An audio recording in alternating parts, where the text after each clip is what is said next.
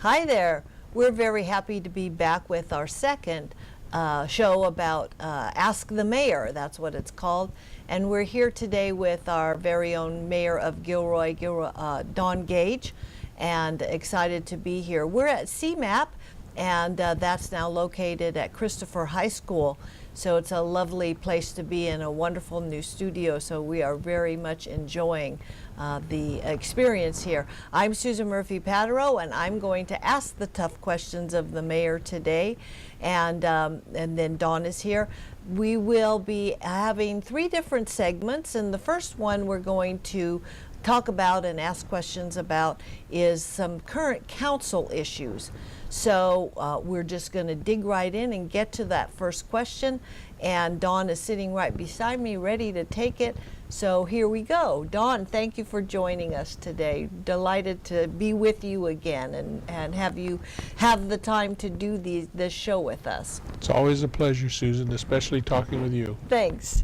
So let's get to that very first question. And this one, again, is about council issues. And the first question that we want you to talk about is that the Water District is recommending a 20% reduction for businesses and residents, and how can the city make it mandatory in the water conservation ordinance? Is the city going to make it, or can it make it mandatory? That's a very good question. The city does not have the authority to mandate it. Only the state really does. Even the Water District can make a recommendation. They use the word mandatory water rationing, or whatever you want to call it. But there are some things that the city can do. One thing that we can do is go back, and I think a lot of people remember, where you get to water on either odd or even days depending on your address, so that everybody's not using water at the same time. The other thing that the city can do is to change the tiered system for the second and third levels. The first level is basically housing, homes, and I think it's about 5,000 gallons a month of water.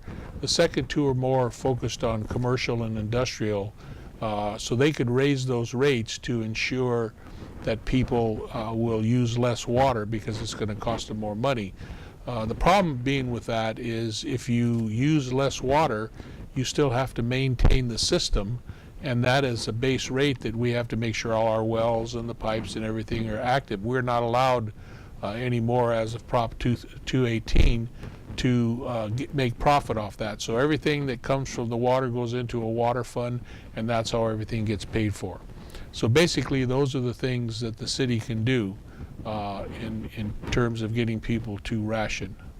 Well, so I have one follow-up question, and that has to do with businesses, and maybe you can just address that right quick.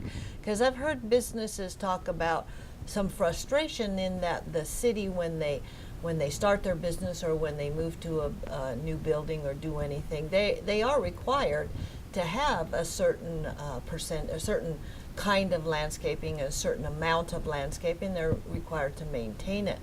And so then they feel a little bit frustrated at that, yeah, the city does mandate that we put in this much landscaping and this much beautiful greenery and things, but then now it's hard in drought years, and they're not really allowed then to not maintain it and to take it out and to make more parking spaces and blacktop and things like that. That's correct, right? Yeah, that's very true. It's a good question too.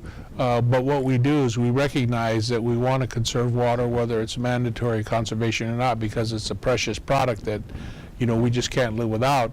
So we recommend drought-resistant plants, and in many cases we won't plant the smaller plants. We'll just take care of the trees and things, because they take a long time to grow. So it is an issue, but we have to address it in that way, because we don't want just our city to dry up. So there's water available for it, but we'd like them to use drought-resistant type plants. Okay, great. Well, so let's go on to the next question then, and that has come up about the Santa Clara Valley Water District and their rebates, and how some cities match those rebates, but the city of Gilroy isn't currently doing that. And so would there be an opportunity for the city of Gilroy to go ahead and match those water district rebates? And how do you feel about that?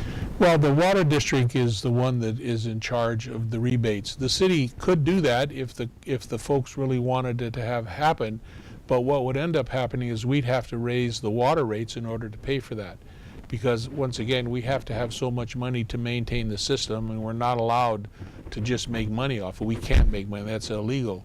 So it would be up to the people of the city if they want to pay a higher water rate and get the rebates. There's a downside to that, because a lot of people have, you'll hear them say, I've done everything to conserve water. I don't know that they would really appreciate having to pay for somebody else to get the low flow toilets and all the other things that are in there. So I think that would be a difficult question for the community to answer, and that's who would have to answer that. Yeah, okay, so the point is, and I think that has to do with a lot of things, or everything in the city, is that it has to be paid for. So a rebate like that has to be paid for somewhere. In the case of the water, it's mandatory to pay for it out of water money. Right. So you pay for it one way or the other. Right. And you can't use that water in the general fund for anything else. That money, it has to go to the water, something with water sewers, new pipes, all that stuff. Yeah. Okay, so we just have to go ahead and bite the bullet and do it ourselves, but then we'll be saving water, so good point.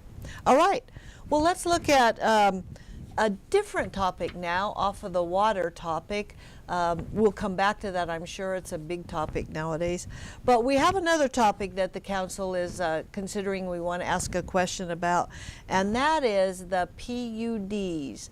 Now, say what that means again. That means planned unit development. Planned unit developments.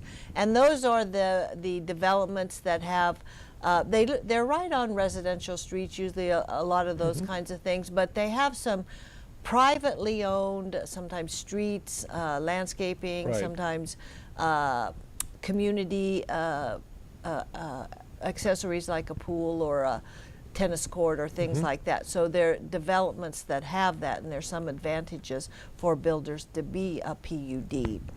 So the question here, and that what the city is looking at, is what are the major issues surrounding PUDs that are causing a policy review? So the city has policies for those PUDs. What's coming up that's triggering that review now?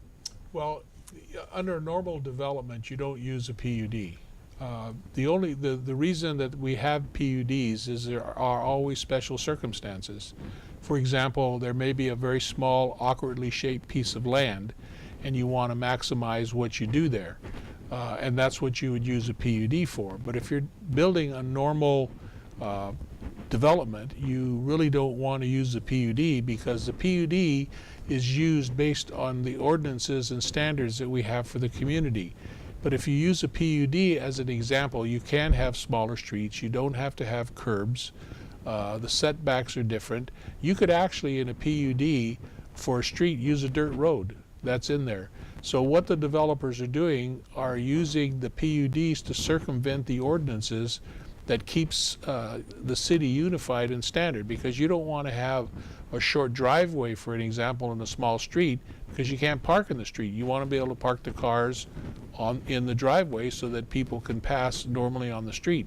So we really need to take a look at how they're being used and when they should be used.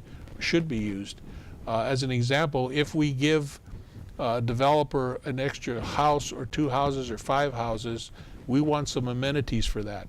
We want to have, especially when you're looking at high density housing, we want to be able to have an on-site manager, as an example, to manage it so it doesn't turn into a dump. We want to have a lot of common area for citizens, so it's not just squeezing as many houses as you want on a lot, it's doing it in a way that it's attractive and doesn't become a nuisance in the future. Yeah, and I guess you said the short driveways, that does come up because we all have way more cars than we ever used to have. And that's it's not only way more cars, it's But what about visitors? What if you want to visitors. have a party, or your friends come over, or your relatives come over, where do they park? Yeah, because we all come in cars They then, all come too, in yeah. cars, right. Yeah, and it's not only that, but other things. But yeah, when is it sensible? Okay, well that makes sense about then reviewing it and think.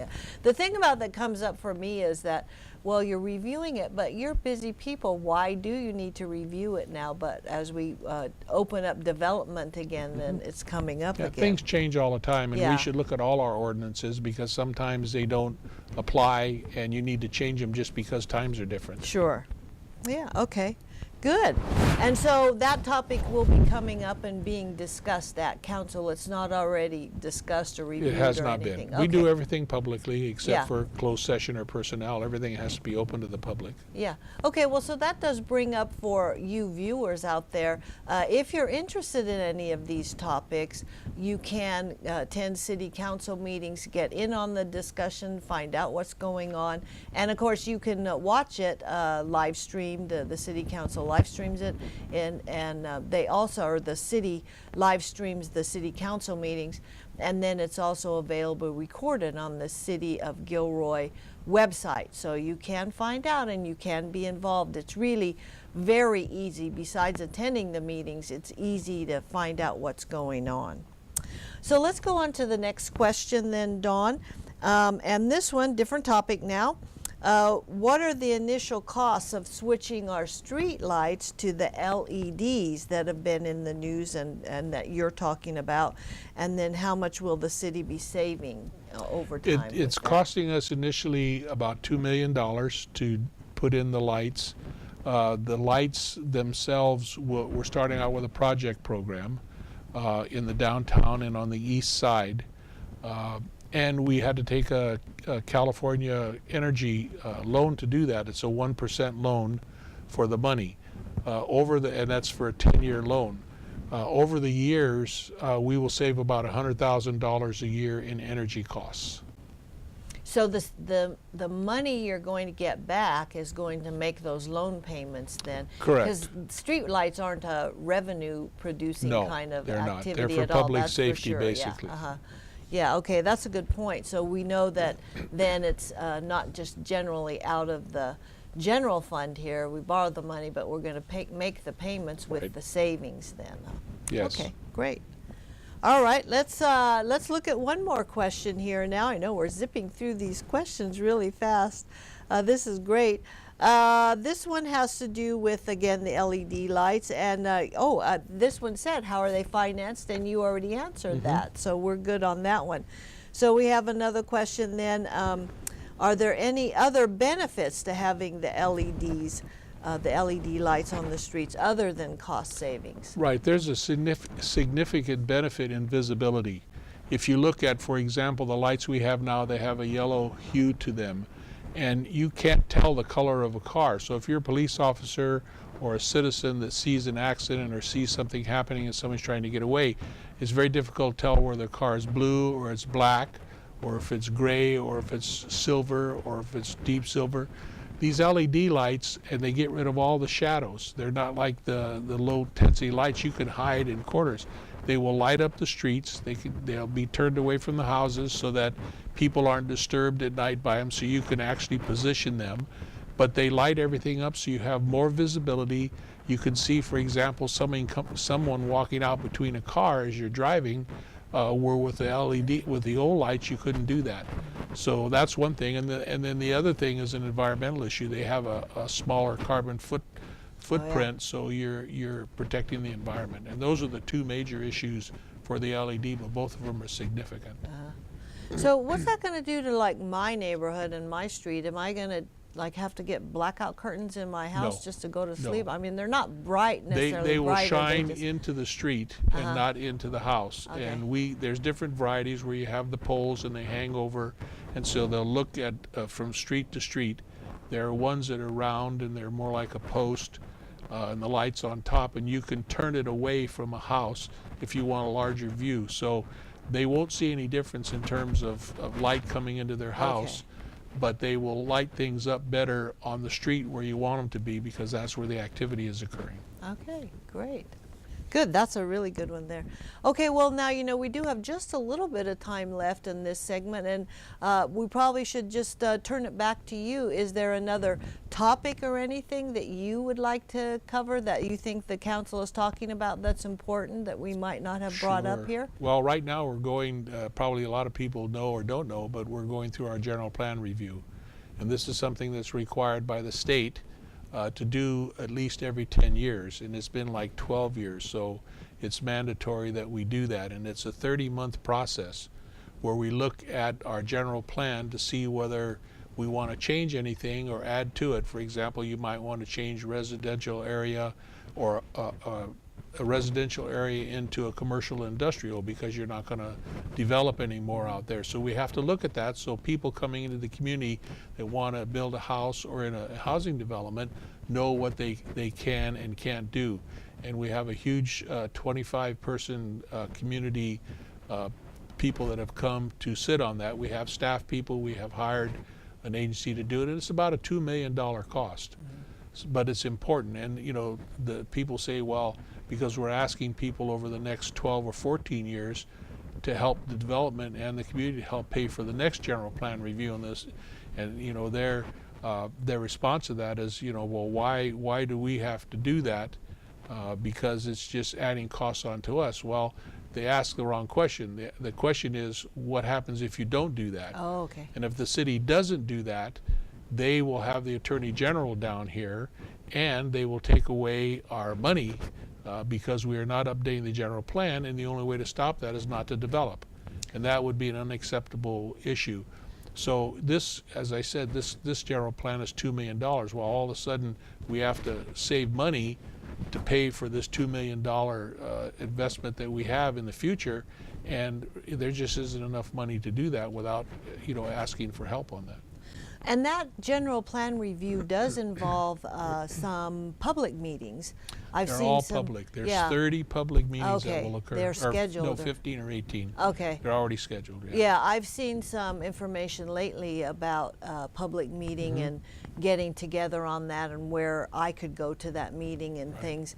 And so I just want to remind viewers then that if you want the exact dates and things and locations for those public meetings, you just have to check anywhere, the social networking, but the City of Gilroy's website is a good place to start. We're putting them in the paper, yeah. Several papers. We're putting out flyers to areas because people keep saying they don't know when they are, haven't been notified. So we're expanding all of that. We're doing them in 3 languages, Vietnamese, Spanish, and of course English, so that people know exactly what we're doing, and the public's always welcome. These are public meetings. Great. Well, thanks for updating us on that too, Don.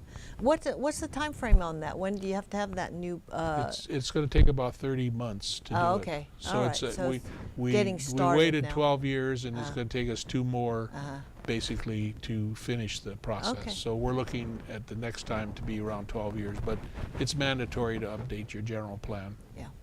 Okay, well, that does bring us to the end of our first segment here about the council issues and topics that you're discussing. We are going to take a quick break to see a video, and then we're going to come back and have some questions from the public. So you stay tuned. Don't go anywhere. We'll be right back. Do you have special talents you would like to share with kids in need? Chamberlains Children's Center, a nonprofit group home for foster youth ages 6 through 17, is currently seeking volunteers who would like to make an impact on our children's lives. If you have a particular skill or interest that you think the kids might enjoy learning more about, we likely have an opportunity for you. We also occasionally seek out skilled volunteers to expand our health, wellness, and nutrition program, and garden and fitness or nutrition instructors to teach our children the importance of maintaining a healthy lifestyle. We are especially seeking out individuals who are musically inclined to help out in our music and movement room. If you love to play a sport, dance, cook, do crafts, exercise, or have fun with another kid-friendly activity, please give us a call.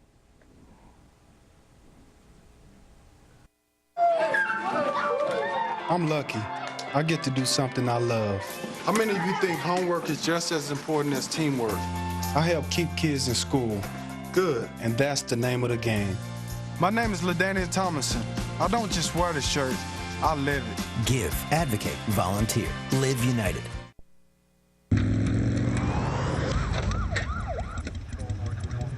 There's no way to hide it. Sir, have you been drinking tonight? If you ride drunk, you will get caught and you will get arrested. My name is Luke, and I'd like to ask the mayor where our water comes from. All right, well, that's a great question to get us started back here on our second segment. The public has been very generous in stopping to think about their questions and asking Mayor Don Gage really interesting questions. So Don, that question, let me repeat it for you then, is where does the city get their water? And you think it would be an easy thing, like we just go, I mean, I just turn the tap on and it goes, but really, where does that water come from then? That's generally the answer people give is I just turn a faucet and it comes. Actually, all the water that we use in the city comes from wells, which is not the same as in the northern part for the majority of the cities in the northern part. They get water from the state and the feds, then put it through water plants there's 3 water plants in San Jose to clean the water before it's distributed, and it's generally distributed by retailers. So the water district wholesales to the retailers and then they provide the water. We get most all of our water from Uvis Dam and Anderson Dam, and they have a lot of series of percolation ponds where the water is percolated throughout the summertime when the aquifers are lower, because the wintertime generally if there's rain there's water that fills them, and then part of the water we pay for about 19% of the water which comes from the state and the federal government, and it comes in through Anderson Dam and then it's sent out in percolation ponds to refill the aquifers. But all our water is pumped out of the ground. So when we pump it out of the ground, then that eliminates our need for the water plant to treat it and things. Correct. Is that correct? Because right. the ground purifies the water. I think they say they need about 3 or 4 feet of soil to purify the water, and we have really good water in Gilroy. It's has a lot of calcium in it, but no harmful things. We've had a couple of catastrophes with the Olin site and nitrogen and stuff like that, but it's almost gone now. They have flushed all of the underground aquifers and put water back in, and we've got about 90% of it done, so they're getting very little of that. Yeah, so that was perchlorate. That was the topic. And then years we ago had nitrates up, yeah. in the water too. Oh, there and was nitrates. 2 issues. The Correct. nitrates were the ag right. Result, right? Okay, yeah. So yeah, we do have really, really good water in Gilroy. I do know that. Yeah, that's great. Okay. Well, let's go on to our second question from the public, and here is the public person asking that question. Hi, my name is Marissa, and I've heard on the news lately that there's a drought going on, and I was wondering how that's affecting us locally. And the question is a really good one. Again, it brings up our first segment there, the water, lots of interest in water. So Dawn, again, I'll just put this second question just one more time to you. How are we in Gilroy being affected by the state of emergency that the state has declared regarding the drought? That's a really good question, because we are affected differently than a lot of the rest of the state and the county of Santa Clara, in that, on the other side of Madrone, everything flows to the south. So we actually, even in the worst drought that I've ever seen in 1955, we still have artesian wells. They're artesian now, because everything flows south and then, of course, toward into the Pajaro and then into the ocean. If you look at our water supply, and we had this drought for 3 years, we could survive for 3 years here with our wells before we would be impacted. Some of the things we're doing to preserve that is that we get our water through the canals, the 19%. It goes into San Luis Reservoir, and then we pump it over the hill into Coyote and then into Anderson. So what we've done this year, because the water is so low and we have our water rights in San Luis Reservoir, is that we are filling Anderson Dam to the 69% because of the earthquake issue they have there, so that we will be guaranteed that we will have water to percolate back into the ground to keep our aquifers going. during this last few rains, we quadrupled the amount of water that was in UVIS, so it's being released, and that fills the aquifers. There's also storage that the water district has in Bakersfield where we store water underground, and then we can pump that back to Gilroy to use. We don't actually pump it back. We take it out of the canal, so they don't get to take. They have to keep it at a certain level in Bakersfield, the underground aquifers, so that we get our water directly from the canals and they don't get it. So we have about a 3-year supply of water. As far as the mandates go, what hurts most is the fact that we need to conserve. And as a result of doing that, we all have to do our part in saving water. But if there was no water, we would have a 3-year supply here. Okay.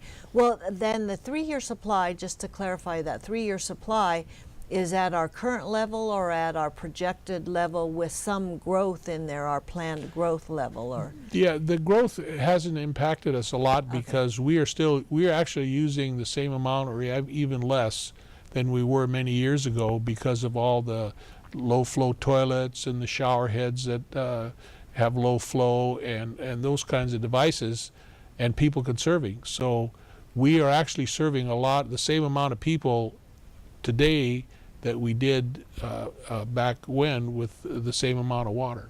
Okay. So even though the population has grown, we do that. And we always look at what the quantity of water that's necessary, because that tells us if we have to dig another well. So we always look at growth and what the impact is going to be before we allow development to occur. So far, we're good. Okay, so when we're telling the audience, the viewing audience and the public now that we have 3 years worth of water, we're good, we're going to be okay for at least 3 years, that's not to encourage them not to conserve. That's correct. Yeah. I mean, we're talking about being honest here, and yeah. We're in a different situation here in South County as we are in North County. All their water is imported or comes out of Hetch Hetchy in the case of Palo Alto. And there's a few cities, I believe Mountain View does have some wells. But when the state shuts off the water where they get their supply from, they have no choice. But we have dams that feed water directly into our aquifers through the percolation ponds. And as long as there's water in the percolation ponds, we then have the capacity to continue to use our wells. And because we have stored water in Bakersfield, we still have the rights to that, so that it's already there. So all we have to do is recall that water. We can take about 35 million gallons of water. 35,000 acre feet of water in a year, which is a lot of water for us to use here. Yeah. So we're in good shape, but I don't want people to get the impression that they can waste, because if the drought continues for 4 years, then there won't be any water. And once the aquifers go lower, you get subsidence, and a lot of bad things happen. So it's really important for people to pay attention, and I don't want to give them the wrong impression, but I don't want them to panic at the same time to think that they're not going to have drinking water, because they will. We just have to cut down on misuse of water and washing your cars and irrigating your lawns and everything else every day of the week, and doing things like that, because water, like I say, it rains the same amount of water every year. It just doesn't always rain in the same place. So it could be several years. This is an arid state. Most of it's desert, so we never know what's going to happen with the water. So in general, Dawn, my dirty car that I have sort of maintained at a dirty level for a long time is going to be very acceptable now. Is that what you're saying? Okay. I'm saying that you don't need to wash your car. In fact, it's actually, when you have dust on the top, it protects the car from the UV rays. So there you go. A little dirt doesn't hurt anything. Yeah, we talk about that at housekeeping too. Yeah, I suggest you take a bath every once in a while. Okay, but, I'll keep doing that. Even if it's a sponge bath. Okay. Well, we do have another question now we want to get to from the public, so we're going to hear that question right now. So watch this from another member of our public that has a question for Mayor Dawn Gage. Hi, I'm Lena. I'm 17, and I was wondering why Gilroy doesn't have any fluoride in its water when all the surrounding communities do. All right, we're back, and that's a good question. Fluoride, we heard about that, like I heard about it, and you heard about it when we were growing up. It's very important. It was in the water at one time. Why isn't it in the water now? Well, it really has never been in the water in Gilroy because we get our water from the ground. And the thing about fluoride, it is controlled by the state, the quantity that you can have, because it's actually a poison. And if you took too much fluoride, it was never intended to be swallowed and taken internally. Fluoride can damage your body if taken in excess. So we have to be able to measure the exact amount. So if you took fluoride and just dumped it into a well and then pumped it back out, you couldn't do that. What you have to do is you have to set up equipment that balances the amount of fluoride that goes into the water. In San Jose, there was a big argument about that because in order to do that, it would be about a $23 million cost to put the equipment in that would actually allow fluoride to go into the water, because it would have to happen after it's pumped out of the ground. It can't be just put into the ground, and that's what San Jose has to do. And what it would mean is that we'd have to raise our water rates significantly to make up for that $23 million, and that doesn't include the maintenance. So it is a very, very expensive process, and there's many, many other ways to get fluoride. You can get it through toothpaste, and just take a look at the back of your toothpaste and it'll say, do not ingest. There's been a lot of arguments about whether it's good for you or bad for you. It's worth the risk or whatever, but it was not intended to be ingested. You can use fluoride pills, brush with fluoride, rinse with fluoride, but you're not supposed to swallow it. And that's the deal. You don't, with drinking water, you're swallowing it, and you're swallowing it all the time, and the more water you drink, the more fluoride you get. But it has to be regulated, and that's the problem. Okay, well, so then the fluoride topic really is not a city issue. It's really not going to come up there. And there are certainly other ways. It's not a correct. It's a city issue if they really want it in the water, but we'd have to raise the rates once again to pay for all that equipment and maintenance to do it. And just the San Jose Water Company is the example, and they're a distributor, they're a retailer.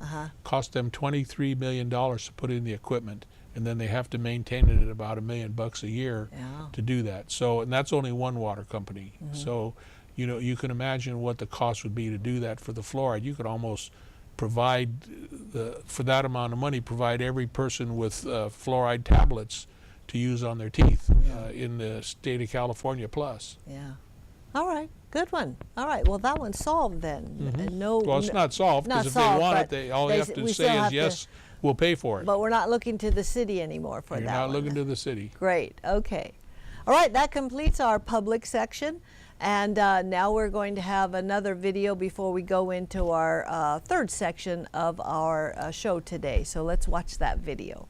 That the highest per capita rate of homelessness in Santa Clara County is right here in Gilroy.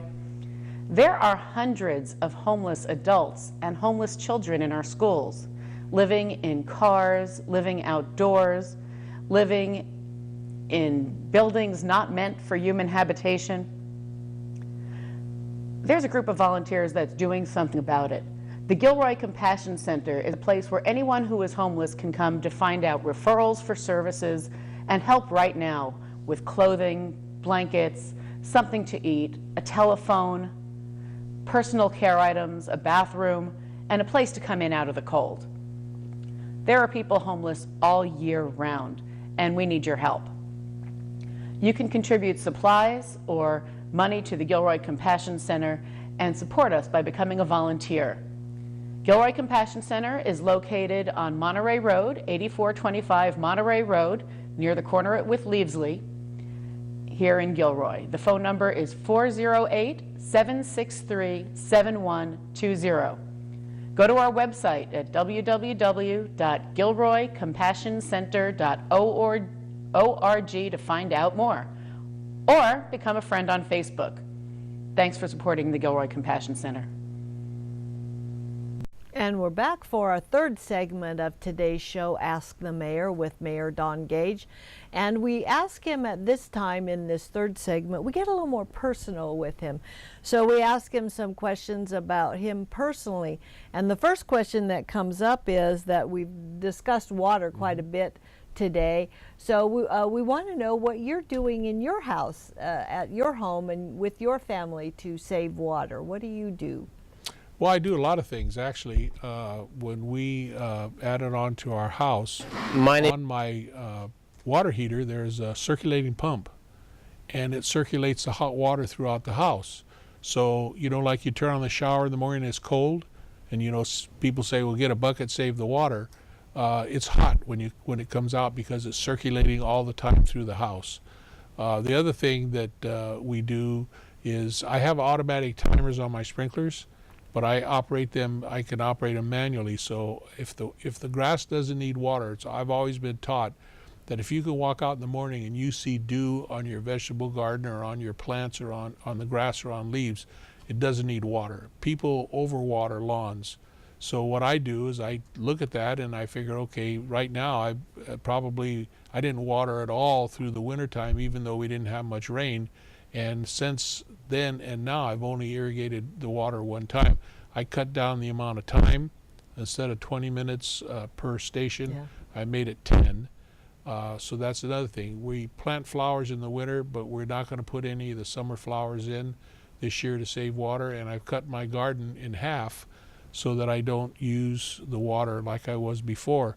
And we have all the water saving devices in the house. The low flow toilets, the washing machine is low flow, the dishwasher is low flow, and all the things, the shower heads have low flow shower heads. So we've cut back significantly in the water in our house, and that's what we've been doing. Yeah, that's a really great thing. And back to that landscaping, you know, I do know that there's lots of opportunities to save in the landscaping area. If a family feels like they're really tight on all their discipline inside the house, there is still some opportunities in that landscaping area to cut down on water I used use. to water the plants for the garden with trenches and do it. Now I use drip hose. So and put that, and I bury it so that it goes in the ground. You don't get the evaporation. And it's it's bigger than most people have because I got a lot of space. I got a 1/4 acre in my house, and I got a huge garden there, but it doesn't take much tape to water tomatoes or beans or whatever you're growing, zucchini, and you don't get the evaporation. So I really can cut down probably half of the irrigation that I did, you know, before for the vegetables and fruits and stuff than I have in the past. When there's water, I'll grow more vegetables and so forth. But it's pretty easy to do if you think about it. But that water pump does see, our house is a single story, so it's real far away. So from the water heater, it's the same distance to the kitchen to the backyard. So by having the water pump, you don't waste water when you turn on the hot water. Cold water is not attached, so there's always water in the line, but the hot water is always circulating. Yeah, that's really nice. Yeah, makes it nice. Well, and I do want to take the opportunity to just remind our viewers that the Santa Clara Valley Water District has some pretty extensive rebates available for landscape updates, landscape sprinkler systems and things that you update there. They really are very significant. So if our viewers are planning at all on updating or trying to save a little bit of landscaping water, those rebates come in really handy too, because they might need to update their system. Yeah, it's a pretty good deal. They'll give, I think, up to a couple $100 on a washing machine, and some of the products they'll give you for free, like the shower heads and things like that, when they have their little community deals. So it's worth going and it's worth doing it. Right. And you know, you got to cut down the time in the shower. Yeah, for sure. You can't sit in there and you know, I turn the water on, get wet, soap up, shut the water off, soap up, then turn the water back on. I mean, it takes a little bit more effort, but it really saves a lot of water. And in the bottom line, it saves money. Yeah. So if you don't want to look at it in any other way, you still get just as clean. You're actually saving money for a little effort. Yeah, right. Okay, that's very good. And then the just back to the landscape rebates, I do want to remind our viewers too, I've had a little bit of experience getting in touch with the Santa Clara Valley Water District, and I have always had very good response from them. So sometimes we get frustrated when we go and try to do something new, we're finding out about it, but the Water District is very helpful to people calling in and giving them information on rebates. And yeah, there's certainly paperwork to do and things, but they're very helpful there. So I want to encourage our viewers to take advantage of that if they can. They do hold seminars also, and that's where you can get the products and You know, there's usually quite a few people that go, but it should be more people going because they're in the evening, held in the evening, and you can actually get tips. You could actually get actual products that you don't have to pay for, like the shower heads that I stated, and you can see state-of-the-art kinds of things like the pumps, so they're low electrical, and things like that. Plus, you know, turn your water heater down because you're not, you know, I can just keep it flowing all the time, so you don't have to worry about mixing. Yeah. The cold water coming in there then, that's a good one too. Yeah, there's just lots of opportunities, so just get ourselves educated is the real thing, and start thinking about it. Again, maybe we thought about it a few years ago when we were in another drought session. Now we haven't thought about it for a few years, and maybe things have creeped up. Maybe we changed out those shower heads or something because they got old or something, but now it's time to really get conscious of it and think about them again. The folks back then, the first one, the drought that you were talking about, they had a 10% cut, and the public actually saved 19%, so it can be done. The only thing that happens is when the drought's over, then people start using water again, so you got to change your habits, and you should be doing that all the time because nothing's suffering for it. I mean, people are overwatering their grass, they're, you know, washing their car and leaving the hose run while they're doing it. All kinds of things. I mean, not that I'm getting any lazier, but it's better to go to a car wash where the water's recycled rather than sit there and wash your own car and it just runs out into the street and then into the gutter and then it just goes down to the sewer plant. Yeah, that's so, a good point. Or discharges into the creek, whichever. But those are the kinds of things that you need to think about because this is very important. You don't have water, you don't have life. And, you know, you can think that everybody's doing their part, but not everybody does that, so we got to do that together. Yeah. All right. Well, let's take one more question here. Let's move on a different topic now. We're switching topics like crazy today. So the last show we did with you, we asked you to identify 3 projects you personally would like to see have happen during your term here as mayor, the second term of your mayor now, and you identified those projects. So now we want you to update us on one of them. What's happening? What have you been doing? What progress have you made? What barriers are out there for you to completing it? Those kinds of things. So what's the project? Well, the project that I'm focusing on, there's actually 3 of them, but the one that I'm really focusing on has to do with the downtown because everybody wants the downtown revitalized. And one of the problems we have is we have 21 unreinforced masonry buildings, and many of those are unoccupied because of the condition that they're in, and they are dangerous. They're unsafe. And so what we're trying to do is get these unreinforced masonry buildings fixed, and of course that is the responsibility of the property owner. But we found that each one of those buildings is unique. I mean, some of them have a roof to wall problem. Some of them have the front of the building is brick and it's not reinforced, and it goes on and on. So what we are doing is we have meetings twice a month, and we bring in a property owner to each one of those meetings. Excuse me. So we help them establish a timeline when they can fix their building and try to remove barriers for them. We don't charge them for the permitting process. And we help them any way we can. We send out city inspectors for free instead of having to have them pay for inspectors. And the other thing we're looking at doing is starting a revolving fund to provide money for loans, because when you have an unsafe building, you can't get a bank loan. Just simply as that. So a lot of these property owners, it would cost them more money to retrofit their building than the property is worth. We found that out when we did the Paseo. We bought the building, took it down. We found out that the walls were not on a foundation. So we had to put the walls in the foundation. It was an extra $380,000. We didn't even pay half of that for the property. So we have to help them out, and we want to get them low interest loans, and we want to do what they need to do so they can get those occupied so we don't have any vacant buildings downtown. We're looking at about 18 months to finish that project. For some reason, government takes forever to do things. I mean, I worked on the Habitat Conservation Plan for 10 years, and finally, it's here. You know, in other projects, when I was on the Coyote Valley project with the city of San Jose. We worked on that for 6 years, and then they let it go because that's when the downturn hit. So you just work and work and work on these projects, and you deal with a lot of agencies, and you can't get things done. We have to look at our ordinances and make sure they're up to date. We have to make this city's standards higher and better. There's a lot of controversy because of the sign ordinance we passed. Yeah, that's up. But if you want to attract businesses and people here, you got to clean up your act. Everybody says they want to look like Morgan Hill or Los Gatos. They don't allow A-frame signs. We made, the car dealers, the people who are selling real estate, they put up their A-frame, they take it down when they have an open house.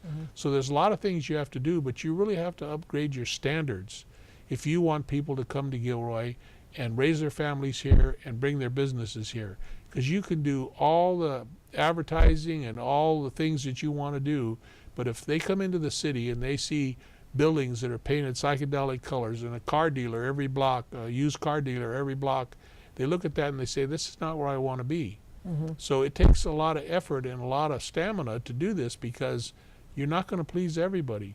But if you want to have a community that's thriving and people want to come to and open businesses and where you can raise your family and they can get a job here that pays well enough that they don't have to leave, you have to upgrade your standards. And Gilroy needs a lot of work. We've got to repair sidewalks, curb, and gutters. That's $8 million. Our sales tax has not caught up to where we were, sales tax and property tax, to 2007. We're still $1.4 million short of that. So if you expect the city to, we cut pay. We didn't give our employees a raise for 5 years. We finally gave them a 2% raise. We're doing everything as a city, but we can't do it alone without the help of the community. And what we want to do is beautify our city. We are a crossroads here, and that means that people come through us or to us, off of 152, on the 101, 25, and all these folks come here and they come together in Gilroy and they go, they pass through. We're changing the name of Chestnut Street to Auto Mall Parkway so that people can see off the freeway that we have auto dealers here. That's a big sales tax issue for us. We have the outlets, we have the Gilroy Gardens, we have the wineries. We have all that, but we've got to upgrade the standards in our community. No more junk houses, no more slums. We got to clean everything up, and that takes a lot of effort, and it's like pulling teeth sometimes, and it's difficult, but you just have to do it. You've got to be able to do that to get people to come here, and then the revenue that you generate from that will carry the city on for a long time, and maybe you can do something like put fluoride in the water, things like that people don't have to pay extra for. So we're working very hard to do that, and I want to get most of it done before I leave office in 2016. So I'm pushing ahead and moving as fast as I can to get it done. So it's kind of like, either help me or get out of the way because I'm going forward. So I know that some people are upset and some people love it. But the reality is, if you want to have a good, thriving community, you have to have high standards there. Well, and I do think I've personally looked at some of the things that kind of rile me, personally. And I really have had to go to the point where I talk about change and be more ready to accept change, because there's really good reasons to change. But change is hard. It's very hard for everybody. For everybody. So those property owners with their unreinforced masonry, it's hard for them now to say, well, how can you require this when all those years you didn't ever require it before? How can you require it now? But it is change. It's important to get to those things and to be part of what's going on and making it thriving instead of fighting it. That's true. And we're working very hard to do that, and the council is working together. We just had our retreat. We did our prioritization of the things that are important. And the number one is first financially stable. We want to be financially stable because we can't help anybody if we're not stable there. We want to have a thriving downtown. People are crying for that. Well, you just don't wave a wand and it happens. You got to work at it. You got to fix those old buildings so people will come in there, because people don't feel safe. We have to make sure that we have enough public safety. We have to fix, we've got 2 fire stations that are old and standards have changed. We got to update them all. That's going to cost a lot of money. we have to do our whole radio system. That's a $4 million job because we can't communicate in emergency to the north part of the county where our help will come from. Those things are not cheap, and when you aren't even making the same amount of money as you made 7 years ago, 5 years ago, you can't do it. So those things are going to be tough to do, but in the end, we will be a lot farther ahead than most all the other cities in the state of California, for that matter, in terms of getting our city cleaned up and making it an attractable place so people will want to come to Gilroy. We got a garlic festival. They want to come, and we'll get them here to stay. Great. So I'm looking forward to it. Great. Well, it is time for us to wrap up, and we've just talked about so many different things. It's been great to get all this information. One last thing, you have about a minute, maybe 50 seconds to tell us, what are you doing right here, right now to have fun? What's going on in your life where you're having fun? I actually have fun just talking and meeting with people. I Good. really do. Okay. I do a lot of that. I've been doing this, making presentations, because I think an informed public is a better public. They understand the issues. A lot of times when you hear something, it gets blown out of proportion, and I would rather have them hear it from me personally. That's why I do the mayor's coffees once a month. So if people don't want to stand in front of the our system there and let everybody see what they can come there and ask questions, they'll get straight answers, and I'll take action on them. And if you talk to those people, most all the problems they brought to me that I could solve, I solved. And they wouldn't have got it done, or wouldn't have come down to even say anything because they were embarrassed. So we're trying to do everything we can. That's one of the reasons for coming here. I want people to be informed. I want people to hold my feet to the fire too when they need things in this community, or at least I want to tell them what it takes to get it or why I can't, so they at least understand. If they still don't disagree or don't like that, then we, I'm going to be gone in 2.5 years. If they don't want me to stay, then they better help me fix it. Because I'm going to go for it. Great. Okay, well, we're going to wrap it up then just by saying the mayor has fun by talking to people. So you viewers out there and things who are viewing us on CMAP and on your live streaming or however you're getting to us, when you see Don downtown, when you see Don out in the public, when you see Don at a meeting, he likes to talk to you. So go up and talk to him and let him know if something's bugging you. Just let the mayor know. He wants to hear from you. And Don, thank you again for being with us, your valuable time here. We really find it valuable to get all these topics covered and get you to talk about them and explain things for us. And so it's a pleasure to have you, of course, being with us today. Well, thank you. I do enjoy it. I mean, I think it's just a good way to get information disseminated within the community. Great. Well, thank you all for joining us today, and we are going to cut it off right now. See ya.